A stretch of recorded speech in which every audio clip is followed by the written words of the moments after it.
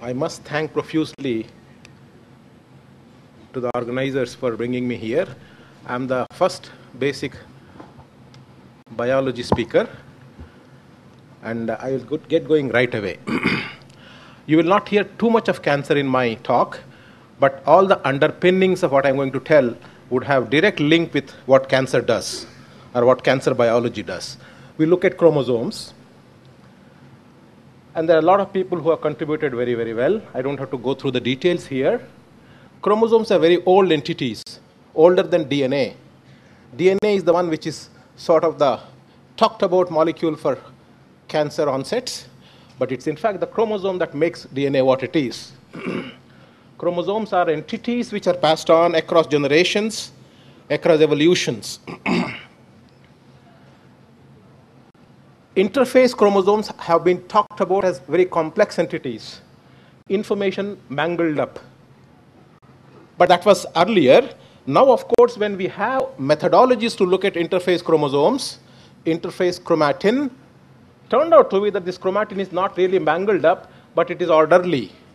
It's non-random. Information is non-random in the sense chromosomes seem to occupy their designated locations, more or less. And their designated locations is what makes a genome an epigenome. We can look at chromosomes by individual chromosome paints, all of them at a time, or some of them as you plan. We can look at them dynamically. And when we looked at them dynamically, when people looked at them dynamically, it turned out that chromosomes actually do not stay put. In fact, they move. They move during differentiation, during development, and during disease, the cancer, for example. So the epigenome is dynamic. And in some systems, it's programmable. So, a lot of interesting theories, biological theories have come up, where cytologists wondered about it. Structural chromosomologists have wondered about it. I don't have time to go into the details of these theories. Suffice to say that the non-random information that chromosomes present is biologically very important information. They are very important for transcriptional activity. Chromosomes inside the nucleography are transcriptionally more poised. Chromosomes which are much more peripheral are transcriptionally less poised, more quiescent. This information is fairly well laid down in very seriously written papers and reviews. And there is also some orderliness with respect to gene richness versus gene poorness. So there are interesting patterns that people have described, basic biologists have described in relation to chromosome positions and functions.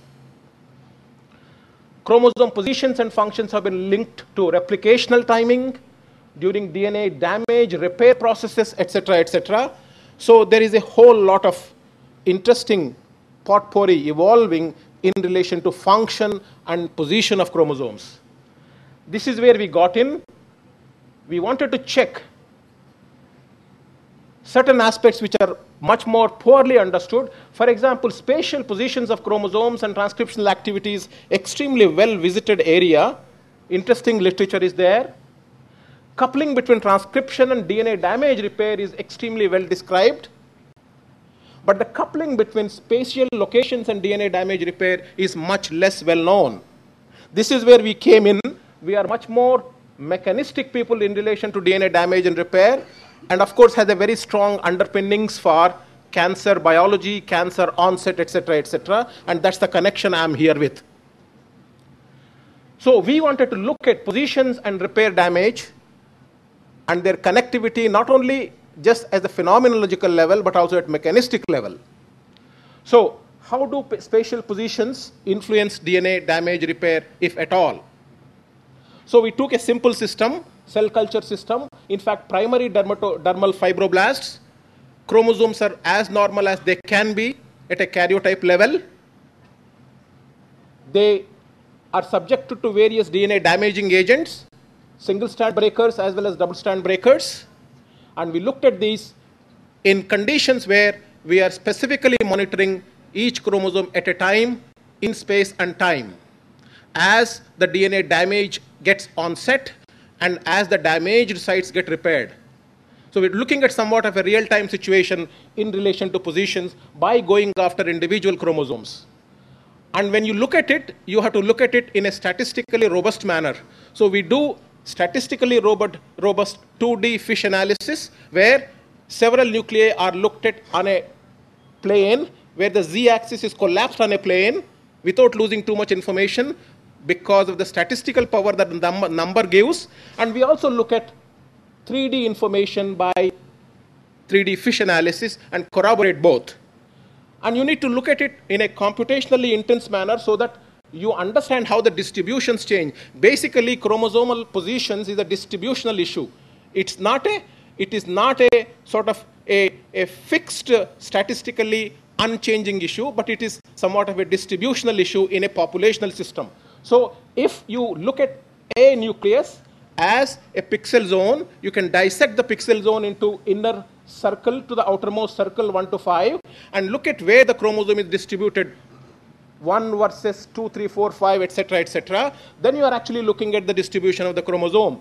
If the chromosome is innermost distributed, its pixel densities are the highest in the innermost circle, lowest at the outermost circle. It reverses when the chromosomes are at the periphery. 5 the highest intensity, 1 the lowest intensity. If the distribution is intermediate, you see the distribution like that. You should be able to discern this very, very effectively in a statistically significant manner, which is what we did. At the end of it, you look at all these chromosomes one at a time, 2D wise or 3D wise, and you also want to be in a scenario where these damages that you are inflicting are repairable damages and the cells are not going into a death phase. So you adjust your DNA damage response in such a manner that all the cells are robustly seeing the damage, biologically responding to the damage, are undergoing repair to the damages. So we are in the repair proficient zone as monitored by gamma H2AX marker, and we are not in the apoptosis zone as monitored by NXN5 positivity, which we are staying away from. We are in the repairable zone, and we looked at all the chromosomes. We looked at all the chromosomes in relation to DNA damage by single-strand breakers as well as double-strand breakers. And here is a distribution of all the chromosomes, human chromosomes. The histogram, black shadowed, distribution shows the control. This is chromosome 19, which is innermost centric to begin with. Upon DNA damage response, it goes to the outermost periphery. 17, innermost to begin with, goes to the outermost periphery. Chromosome 12, for example, does the reverse. It is outermost to begin with in the control. Upon DNA damage response, it goes to the innermost. So several other chromosomes do not change their nucleography locations. This can be confirmed by 2D, 3D. This is chromosome 11, unchanging chromosome, treated, untreated behave radially similarly. Chromosome 19, which was innermost to begin with, now has gone into a radially longer distance distribution upon DNA damage response. So this is essentially a tabular distribution of what we saw for all the chromosomes, one at a time. And this is artificially arranged in terms of gene density. You can compute what is called average gene density for each chromosome, because we know the number of genes, we know the length of chromosome, etc., etc. Simple arithmetic. So this is most gene dense to the least gene dense, number of genes per megabasis. When you look at this top portion, which is where a lot of movement is happening of chromosomes, mostly from interior to the outside, marked by the arrow here, marked by the arrow here, and this is where actually most of the events in terms of movements are happening, and they happen to be in the gene-rich chromosomal sets. We don't know what this means, but this is what is a sort of a simple take-home. Most of these chromosomes which don't move are somewhat gene-poor in a very sort of, in a very gross sense. The questions then, is the repositioning of chromosomes upon DNA damage, is it really due to damage treatment? Is it damage dose dependent? So you can actually look at it. You can look at many DNA damaging systems, cisplatin, hydrogen peroxide, etc., etc. In every case, the movement is similar. For example, chromosome 19, which is innermost to begin with, goes to the periphery upon DNA damage. Chromosome 12, which is peripheral to begin with, goes to the innermost circle upon DNA damage, independent of the nature of the damage. Can be confirmed by 2D fish as well as 3D. And You can do certain other analysis to see whether there are any gross nuclear volume changes. We don't see too many volume changes. This is volume of the nucleus, not too much of statistically significant change. I don't want to belabor on that. However, is it truly DNA damage agent concentration dependent? So 0 micromolar, 0.25 micromolar, 12.5, 25 micromolar of cisplatin treatment. You can see that this is the control distribution of chromosome 19. 6.25, not much happens. 12.5, things have already started flipping. 25, it has flipped. So you can see that this is actually somewhat of a damage chemical dose-dependent effect. And the chromosome that doesn't move at all across the doses. While you are doing this, you also want to analyze whether there is tunnel positivity, whether there is biological response to the damage by gamma H2AX, etc., and the system is well behaved. Is there a time course to this movement? So look at it, 0, 1, 2, 3, 4. By 0, this is the control, starting point. 1, not much has happened. 2, things have started moving. 3, moved. 4, completely moved. So you can see that within hours, 1, 2, 3, 4 hours, chromosomes actually have located their new locations upon DNA damage response. Is this a recoverable system? Because when it is recoverable, then there is some kind of regulation possible. So can one wash off the DNA damaging agent here, following the forward movement, and ask whether the system recovers back? Very easy, clean experiment that was done. And it turns out that the recovery does happen. For example, this is the control, and this is 0 hour post-wash. That means chromosomes have already moved. Chromosome 19 that was to begin with this slope has reversed its slope. Now you watch how this slope, if at all, reverses back to the original slope as a function of time, 0, 4, 8, 12, etc., etc. And it turns out that there is a slow time course. Just watch the slope. The slope here, it's sort of reversing by about 18 to 30 hours, 18 to 24 to 30 hours. The reversal is complete. So system is damage prone, goes through a forward movement. Certain sets of chromosomes move, which are inside, go to the periphery. Periphery one goes to the inside. And upon removal of the damaging agent, they recover back. They come back to their somewhat of a relatively similar positions. Whether we don't know whether it's absolutely they come to the similar positions. So you have other controls in this other part of the slide. So if you look at the biological marker of a DNA damage response, gamma H2AX, it peaks by early 4 hours, and it slowly decays. The decay of this is a rough estimate of overall repair that the system is accomplishing. The repair is somewhat slower compared to the onset. About 4 to 24 hours, 4 to 30 hours, the repair gets complete. We believe, sort of in a correlative sense, forward movement and recovery movement, perhaps. You can actually map the foci. You can map the foci on all nuclei which are undergoing DNA damage response. You can map the foci count on individual chromosome territories. It is doable at a statistically significant level. And it turns out that when you look at controls, you have fewer number of foci expectedly. When the chromosomes are damaged, cisplatin treated, 0, 8, 24, you have very quickly, within 3 to 4 hours, you have a lot of, foci, both on chromosomes, on foci, and, upon a recovery by at 8 to 24 hours, the foci count come down to the control levels, essentially depicting that it's an interesting system which is repair prone. And with this, statistics you can actually get to the foci count per individual territories. And it turns out that when you look at individual territories, the numbers decrease, but statistically significant numbers. Chromosome 11 foci count, 3.5 are roughly so. Chromosome 19, similarly so. So chromosomes which are moving enjoy essentially similar foci count compared to the chromosomes which are non-moving. So repair activity stochastically is more or less perhaps uniform across all chromosomes. However, certain chromosomes have the tendency for large-scale movement. Most chromosomes, I must say here, most chromosomes have the tendency to actually undergo DNA damage response through local movement of chromosomal loop excursions.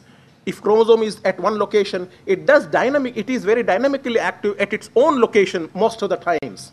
But there are some chromosomes, the so-called elite chromosomes, which actually have to move large distances, expending fair amount of energy to be able to sort of accomplish the repair and come back. Are these changes actually repair dependent? So this can be tested very easily by siRNA abrogation of repair machinery, or using elegant chemical tools which are very specific for certain DNA damage sensors. Now, there are interesting DNA damage sensors. I don't have time to go into the details of the mechanisms of how they work. However, just remember that ATM is a very interesting molecule. Ataxia telangiectasia mutated molecule, which causes a very serious problem in cancer biology. And DNA PKC is another interesting sensor which is involved in double-strand break repair. Both ATM and DNA PKCs can be inhibited very effectively using siRNAs or using chemical inhibitors. And when you do this, you can ask whether these inhibited systems, sensor-inhibited systems, actually show any changes in the movement that I talked to you earlier. So, for example, if you ATM inhibit, gamma H2AX levels go down. That means the system is not responding to the DNA damage responses, because ATM is now quietened with the chemical inhibition. And when you do this, chromosome movements also sort of quieten. They don't do that. They don't move. Chromosome 19, initial state, chemical inhibitor alone, nothing much happens. Cisplatin, it reverses. But if you prior treat the system with ATM inhibitor or ATR inhibitor and then do cisplatin, no change. So it is as if the system is locked in terms of DNA damage response, chromosomes don't seem to move. The movable chromosomes don't seem to move. Of course, the non-moving chromosomes don't do much. Essentially, similar experiment was done for DNA PKC using a chemical inhibitor. All these DNA PKC ATM inhibitions are corroborated using siRNA experiments. So again, in DNA PKC, it turns out that when you inhibit the DNA PKC, chromosome 19, which was to move, doesn't move when the system is treated with the DNA PKC inhibitor before DNA damaging agent is given. So the movement that we talked about, classical movement of forward and reverse, both seem to get abrogated when DNA damage repair sensors are blocked. So now we have a situation where there are a few elite chromosomes which seem to do large-scale excursions, few microns within the nucleus. We don't know where the energy comes from. We know that they are energy-dependent transactions.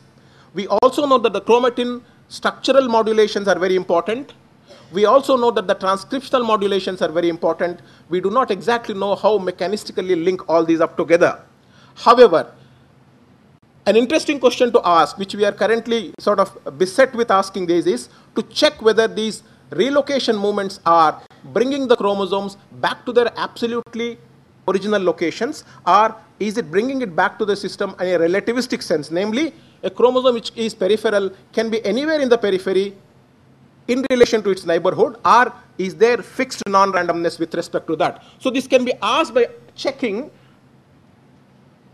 using fixed landmarks in the nucleus. So for example, chromosome 19, which is moving from inside to outside, chromosome 12, which is moving from outside to inside, can be analyzed computationally, again, using statistically very robust data, in relation to fixed landmarks such as chromosomes, non-moving chromosome C, or non-moving chromosome A, or non-moving chromosome B, non-moving chromosome D. So you have fixed landmarks. Now you look at all these changes in relation to the fixed landmarks and see during DNA damage response whether the reversal is bringing back the system to the same level of spatial relativity. When we do this properly, we would be able to answer whether the non-randomness that I'm talking to you about is an absolute non-randomness, or is it a relative non-randomness, in the sense chromosome 19, which sort of goes to the periphery, comes back, whether it comes back in the same neighborhood context or the neighborhood context is dynamic flexible. So these type of events will tell us some details of the biological outcome of DNA damage response in relation to the epigenome that the system is exploring during these processes. So I would stop here. I think I'm all right in terms of time, right? So I would want to take couple of interesting questions if you have. However, the story is ongoing. We really don't know too many mechanistic connectivities in this story. We are really onto interesting aspects of why certain chromosomes move. Number one, what is the exact role of the chromatin organizational change that happens during these transactions, especially with respect to the chromosomes that are not moving? And is the transcriptional status of chromosome 19 changing when it is at its native location versus when it is at a new location and when it is coming back? So these are the important dominant question that we have to really analyze. Only after we get complete analysis of this, we should be able to sort of design a model as to understand how this whole nucleography can be tied up in relation to DNA damage response biology, which is very important for all the cancer related cellular changes. I stop here.